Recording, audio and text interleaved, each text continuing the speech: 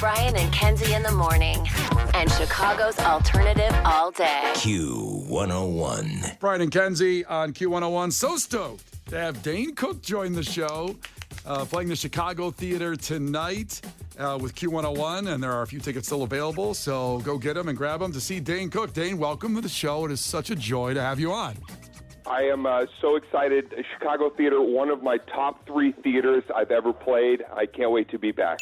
Why is it a top 3? It's just one of those rooms that, like, everything that you have, you always come in with a game plan as a comic. You know, you've got your routine, you've got your set, and yet there's certain rooms that the minute you get out there, it's almost like you want to kind of put it a little bit to the side and dig in with the audience and find something in the room. And I just find that that's one of those. I mean, I know I'll film a special there someday because I feel like it's always a place that incites that kind of ragtag off the cuff. You bring the set, but then you find something in the room, and that's what we like to do when we come back through Chicago. I love that. That makes us feel so good. We kind of want to burn down the other 2 theaters. You said top 3, and maybe I think we're 3. Are we number 3? No, I said it would be in my top 3. Absolutely. Mm-hmm. What are the other 2? I want to burn them down. What are the other 2? Wait a damn minute. Yeah, it's not theaters. It's Zanies and Vernon Hills. Ah. That was the first spot I played, 1998. Wow. 1998, Zanies, Vernon Hills. That was your first Chicago comedy appearance?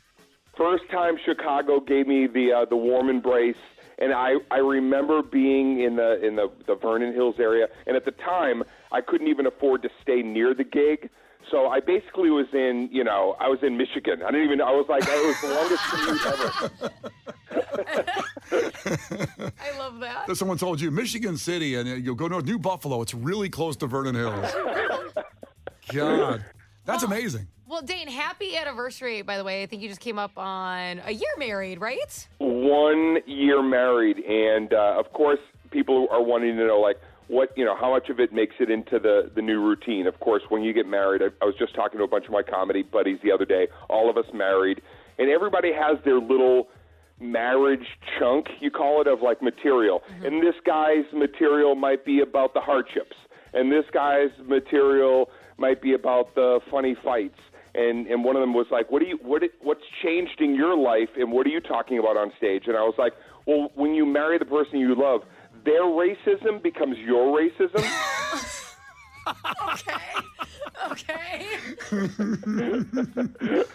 Do we get a further explanation of what you guys share now? Yeah, give us. I don't know if that's ready for radio, but if you come to the show, then you're going to hear some interesting punchlines on that one. Okay, like 17 minutes in, we're going to get Kelsey's racism list. Yes. Got it. Now, did Kelsey give you anything that you're not allowed to say? Because I know some comedians are like, hey, what is there anything that makes you uncomfortable? I won't make a joke about this or call you this name. Does she have any boundaries? Now that you have a marriage? She's like, I will tell you something. As much as if you know my stand-up now, this is 34 years this month doing stand-up. Wow. I've said everything bombastic and irreverent, and yet she has the most wicked sense of humor to where sometimes she's saying, hey, you should say so-and-so, and I'm like, honey, I would be canceled immediately if I said I cannot say that. Like, the way she thinks of certain things in material-wise is like, Kelsey would not make it as a comedian because of the scorching levels of her silver tongue. She'd be canceled. Yeah, sounds like she's trying to get you canceled. Right. Ulterior motive. By the way, Dane, just to let you know, again, the show at the Chicago Theater tonight, the #1 theater in the world for Dane Cook, as he just said a minute ago. That Kenzie has seen. Have you seen Employee of the Month like 17 times? Okay, no, actually way more. So I've seen Dan in Real Life and Employee of the Month, without exaggeration, over 100 times each. Now, I love them, but I also came from a family that was not rich, and we only bought a few DVDs. So every night we would rewatch usually one of those movies. They were like, I don't know why those are the two family movies. Dan in Real Life's fine, but Employee of the Month, as a family, we used to sit down and watch all the time. And I feel like I could quote the entire movie, I swear to God. Was Employee of the Month leftovers night or fresh food night? That's leftover. Dan in real life was primetime, baby. Kenzie, I had a meeting about 2 months ago with the director, Greg Coolidge, who directed that. Yeah. And him and I are actually, we just announced probably about a month ago. So we're doing a new movie together a new R-rated comedy that we're going to do in January called Guys Night. But before we signed on together to reunite and do another film, we pitched Employee of the Month 2 to Lionsgate. We actually went in with a full idea for a story, and they said no. Whoa. Well, my entire family's crushed now. I But know. a new family night.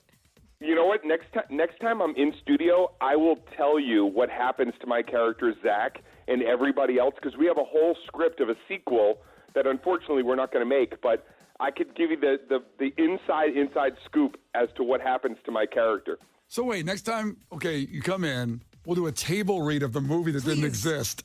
I love it. I think you know what? That could actually make it exist. If we did a table read or did like a scene on the radio and we cast it with some friends, I'm not even kidding you. People might be like, you know what? This is really funny, and we should GoFundMe this. I like it. Listen, I'm going to slap on my big ears and be Amy, please, and live my dream. When we shot that scene, I'm not even kidding you. When we did that scene, that was my first quote leading man role in a movie. I was terrified. I was hoping that it was, we were hitting the mark. And I remember that scene when Jessica Simpson came in with the big ears on. That was a moment where I sat there and I thought to myself, I might be in some real big trouble here with this movie. I don't know. I was like, this is kind of Pee-wee Herman, Pee-wee's Playhouse. I was like, I don't know what movie we're making today. We're having fun, but I'm so thankful that the fans all these years, by the way, not only the fans love it, but now at the meet and greet, I'm meeting new fans that were kids and watched Employee of the Month, and now they're seeing my first comedy show. So it's an embarrassment of riches, and I'm so glad I get to come back through Chicago and share it tonight. Well, we're stoked to see you. It's tonight at the Chicago Theater, one of Dane's favorite places on earth, and a couple tickets left if you want to go. And we really appreciate all the laughs over the years, and then especially the new stuff that you're out there doing right now at the Chicago Theater tonight. Thank you, Dane Cook, so much for talking to us. Thank you to you guys and all the fans of Chicago that helped put me on the map from Vernon Hills all the way to tonight. Thank you guys so much, and I look forward to seeing you at the show. Brian and Kenzie in the morning. And Chicago's alternative all day. Q101.